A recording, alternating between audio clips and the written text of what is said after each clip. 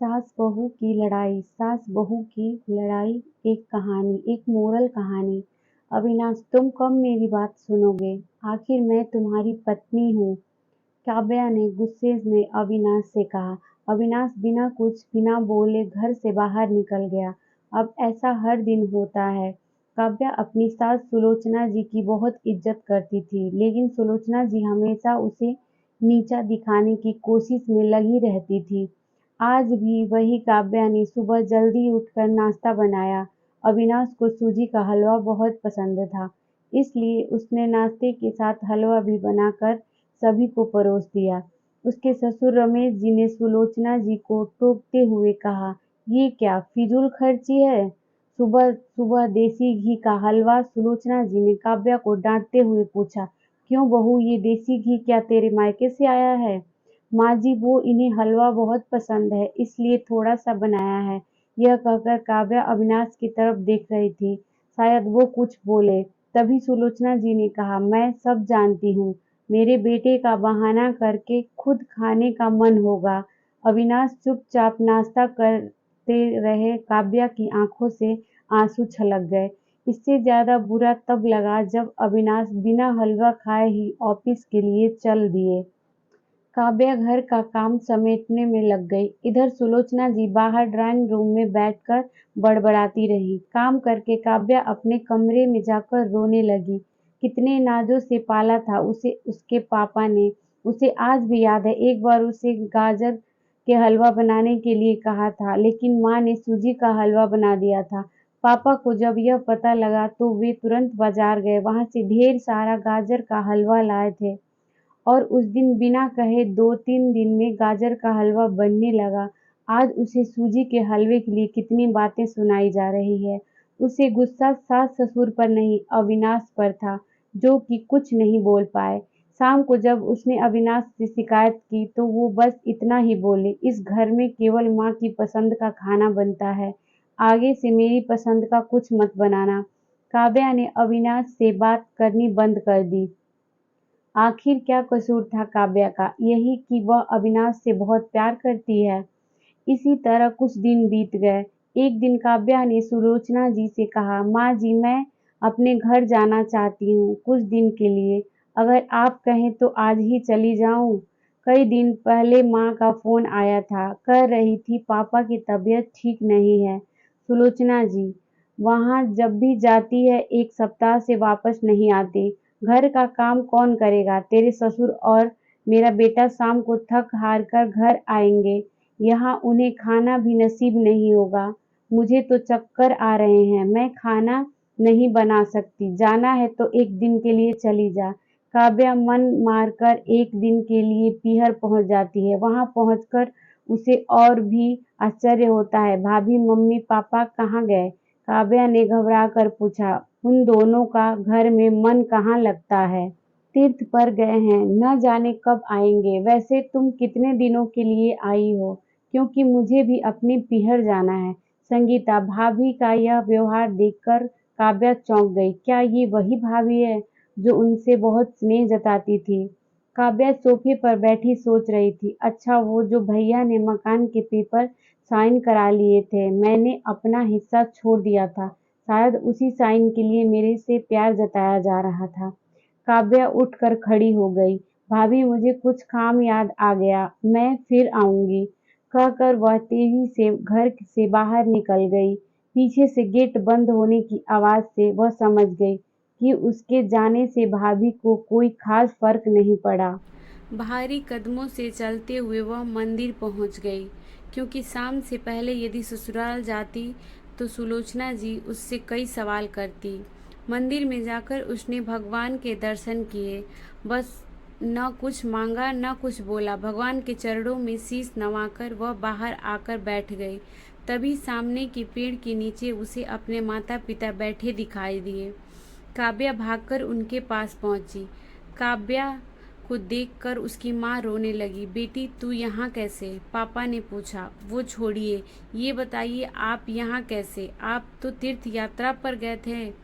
काव्या के सब्र का बांध टूट गया। उसकी आंखों से आंसू बह रहे थे। बेटी, तेरी भाभी ने तुझसे झूठ बोला है। बिजनेस में पैसा लगाने के लिए तेरे भैया ने मकान अपने नाम करा लिया। मकान के कागज गिरवी रखकर साहूकार से कर्ज ले लिया। उसके बाद हम बोझ बन गए, हमें घर से निकाल दिया। पापा, अब क्या होगा? काव्या ने रोते हुए पूछा। बेटी, तू चिंता मत कर, हम कहीं वृद्धाश्रम में चले जाएंगे। तू अपनी ससुराल जा, वहाँ किसी को यह बात मत बताना।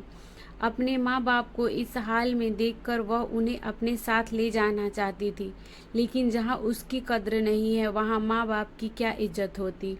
भारी मन से काव्या ससुराल की ओर चल दी। आज उसे अपने लड़की होने पर अफसोस हो रहा है। काश वो अपने माता पिता के लिए कुछ कर पाती। घर आकर उसने बहुत मुश्किल से घर का काम निपटाया। उसके बाद अपने कमरे में जाकर गुमसुम बैठ गई। उसकी आंखों से आंसू बह रहे थे। अविनाश अपने ऑफिस के काम में लगे हुए थे। जब वे सोने आए तो काव्या से पूछ बैठे, क्या बात है, आज फिर माँ की कोई बात बुरी लग गई जो आंसू बह रही है? काव्या अपने को रोक नहीं पाई और उसने रो रो कर सारी बात अविनाश को बता दी। क्या माँ पिताजी को यहाँ ले आए? वे इस उम्र में कहाँ जाएंगे? अविनाश ने कोई जवाब नहीं दिया और करवट लेकर सो गए। इस बात से काव्या को बहुत गुस्सा आया। आज से मैं भी इनके माँ बाप की सेवा नहीं करूंगी। देखती हूँ कौन इनकी सेवा करेगा। रोते रोते काव्या सो गई। 2-3 दिन बीत जाने पर उसकी चिंता बढ़ती जा रही थी। एक दिन वह सब्जी लेने के बहाने उसी मंदिर में पहुंची, लेकिन उसके माता पिता वहां नहीं थे। पंडित जी, यहाँ मेरे माता पिता उस पेड़ के नीचे बैठे थे। कई दिन से उनका कुछ पता है। तुम्हारा नाम काव्या है क्या? पंडित जी के मुंह से अपना सुनकर काव्या ने पूछा। जी हाँ, लेकिन आपको कैसे पता? तुम्हारे माता पिता ने यह पता दिया था और कहा था वे अब यहाँ रहते हैं। काव्या ने पता देखा, वह यहाँ से कुछ दूर का था। काव्या ने मंदिर के बाहर निकलकर ऑटो रिक्शा किया और उस पते पर पहुंच गई। दरवाजा खटखटाया तो एक लड़की निकल कर आई। यहाँ का पता मुझे पंडित जी ने दिया है, काव्या बोली। आप काव्या दीदी हो? अंदर आ जाओ। काव्या को कुछ समझ नहीं आया। वह अंदर गई तो देखा उसके माता पिता सोफे पर बैठे थे। काव्या उन्हें देखकर रोने लगी। बेटी, अब क्यों रो रही है? तेरे कारण हमें यह मकान मिल गया। काव्या आश्चर्य से उनका चेहरा देखने लगी। लेकिन माँ, आप यहाँ कैसे? और ये लड़की कौन है?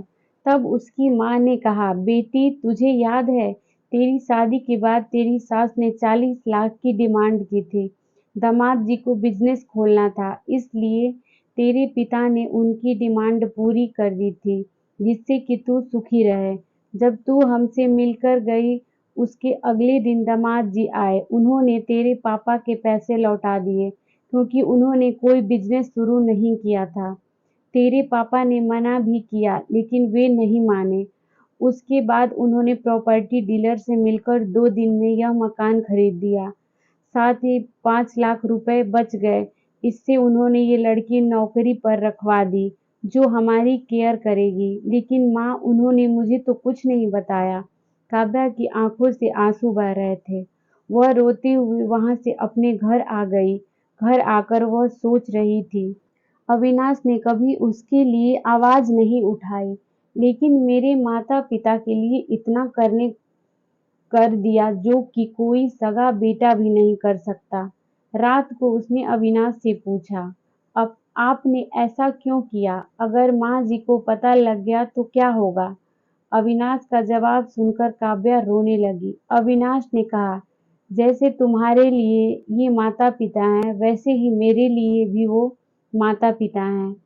मैंने पैसे लेते समय ही सोच लिया था कि एक दिन ब्याज के साथ सारे पैसे लौटा दूंगा, लेकिन जब बिजनेस शुरू नहीं हो पाया तो मैं इन पैसों को अपने पास रखकर सही समय आने का इंतजार कर रहा था। अगर मैं तुम्हारे माता पिता को अपने घर ले आता तो उनका आत्मसम्मान हर दिन उन्हें धिक्कारता। बेटी के घर वे रहना पसंद नहीं करते। वे अपमानित न हो इसलिए मैंने ये सब किया। अविनाश, मुझे माफ कर दो। आज तक मैं तुम्हें गलत समझती रही। तभी पीछे खड़ी सुलोचना जी बोली, बेटी वह पैसा हमने उधार लिया था।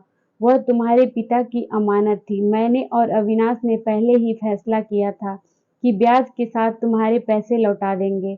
चल अब सो जा, सुबह नाश्ता टाइम पर नहीं बना तो अच्छा नहीं होगा।